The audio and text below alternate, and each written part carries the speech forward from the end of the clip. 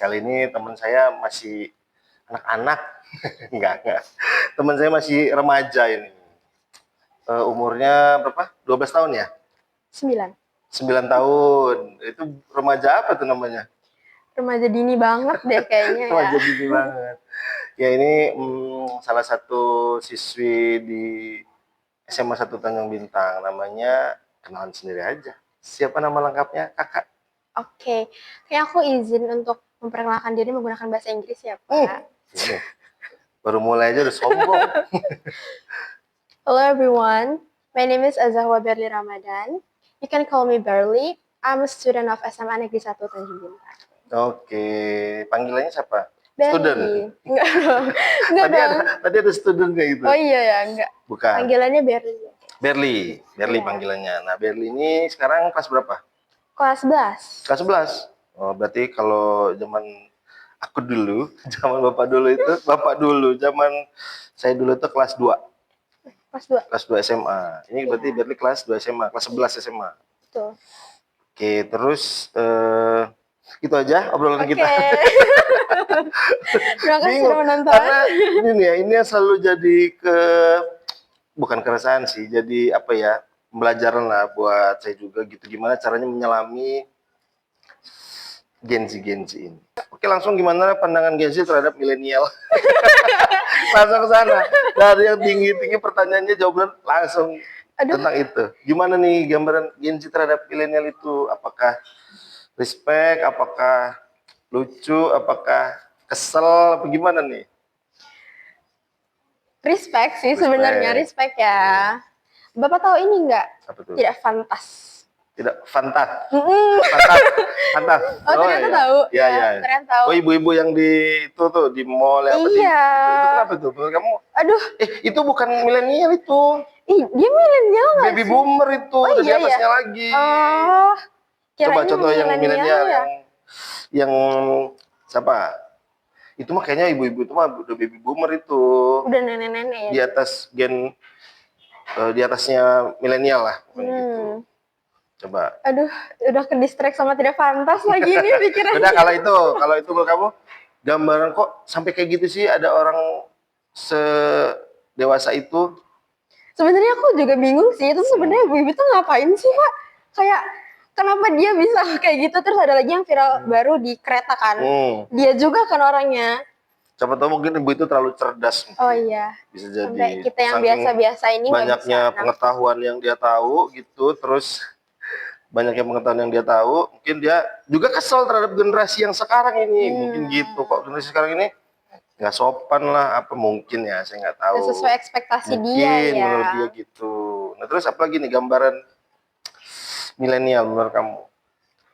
Ya kalau dilihat dari Pak Andro ya, lucu.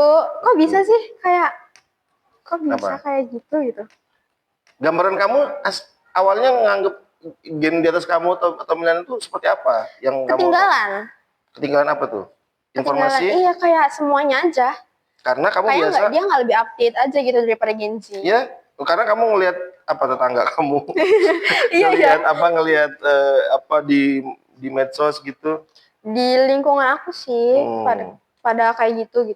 Cuman ternyata banyak juga kok ya milenial yang. Ya, sebenarnya mereka update mungkin, tapi mungkin bingung untuk nyampeinnya ke siapa atau kemana, atau takutnya disangka so tahu, bisa gitu. Jadi karena kan anak Gen Z sekarang tuh kalau menurut saya tuh lebih ini ya, apa tuh, lebih berani speak up. Betul. Pokoknya kalau apa yang mau disampaikan sama dia ya disampaikan gitu, nggak dipikir dulu ini nanti bakal kayak mana, ini nanti bakal berdampak apa gitu. Kayak yang penting posting aja dulu gitu. Iya. Yang penting bikin aja status dulu gitu ya. Betul. Habis itu jadi rame, jadi ribut. Lihat nanti lah ya gitu. Nah gitu. Nah, terus ya udah kita satu-satuin aja ya. Respectnya kepada milenial apa? Aduh, gimana ya? Nanti ada yang keselnya apa, nanti yang ada ini apa gitu-gitu coba. Respectnya pada bagian apa kepada milenial? Respectnya ya karena pastinya dia lebih tua ya. Oke. Respect. Terus ya pasti lebih banyak pengalaman hidup ya daripada Gen Z ya. Lebih, iya. Ada itu peribahasanya, nggak tahu pernah dengar kamu, lebih banyak makan asam dan garam kehidupan. Tahu nggak Oh, itu peribahasa itu? belum. Nggak tahu. Oh. Oh, astagfirullah. Jadi ada peribahasa. Jadi generasi yang sebelum kita itu pastinya lebih banyak makan asam dan garam kehidupan. Jadi Oke, manisnya ya. kehidupan, pahitnya kehidupan, asinnya kehidupan. Dia itu udah merasakan duluan. Itu maksudnya makanya dia pengalamannya menurut kamu lebih Lebih banyak. lebih Karena banyak. lahir duluan ya. Betul. Kita Terus harus tapi tekankan ya. dia lahir duluan. Terus apa yang bisa diambil gitu pelajarannya dari yang lahir duluan itu menurut kamu? Aduh banyak ih. Apa contohnya? Apa ya? Misalnya dari segi kebijaksanaan, dari segi apa menyelesaikan masalah, atau dari segi mengambil keputusan atau apa gitu coba. Ya, itu bener sih. Kalau misalkan Gen Z tuh menurut aku mungkin terlalu terburu-buru gitu. Kalau misalkan milenial tuh kayak lebih dipikirin, oh nanti kalau misalkan kita kesini dampaknya tuh kayak gini loh buat kita gitu. Jadi ya itu sih yang harus diambil, yang harus dipelajari dari generasi milenial. Lebih ke nggak mau pusing sih kalau lebih ke nggak mau pusing. Kalau kayak cuma ajar aja dulu ya kan. Nah, jambak-jambakan dulu gitu.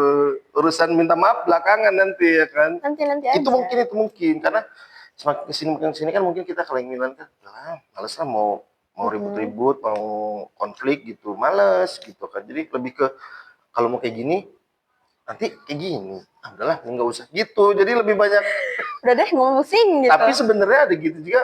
Menurut kamu ada nggak kalau berpikirnya kayak gitu aja jadi kekurangan? Akhirnya jadi nggak produktif mungkin mau ngelakuin sesuatu. Gimana? Betul banget.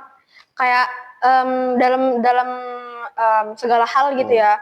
Kadang-kadang aku pernah dengar orang yang ngomong lebih baik kita menyesal karena sudah mencoba daripada kita menyesal karena tidak pernah mencoba. Asik banget of the day from Gen Z to milenial ya Allah. Jadi lebih baik menyesal tapi sudah melakukan daripada menyesal belum melakukan sama sekali. Betul. Iya kan? Bisa jadi itu begitu. Gen Z banget loh. Contohnya, pakai contoh. Dalam aku nih misalkan ya, aku kan sering lomba nih gitu, misalkan lomba nyanyi. Kadang-kadang kalau misalkan ada pamflet lomba gitu, terus terbuka untuk seluruh jenjang umum gitu, boleh dari umur berapa aja boleh ikut lomba itu. Kadang-kadang udah minder duluan nih, aduh itu nanti orangnya udah jago-jago lagi yang ikut lomba, atau itu nanti udah mahasiswa-mahasiswa semua nih yang ikut lomba gitu, udah deh nggak usah ikut gitu. Ternyata pas hari H lomba dipublikasikan kalau kayak gitu doang ya ternyata gitu. Kenapa kemarin nggak ikut? Kalau misalkan maksudnya ikut, dipublikasikan pesertanya? Iya. Oh. Aduh itu mah di bawah gua maksudnya gitu. Maksudnya akhirnya kita mikir kayaknya kita bisa nih. Iya. Gitu. Kalau kita ikut ya mungkin kemungkinan peluang menangnya bakal besar gitu. Itu yang ada peluangnya. Berarti lebih ke apa? Takut atau males atau mungkin minder sih. Oh, minder. Jadi pengen tapi ada mindernya. Iya. Gitu ya.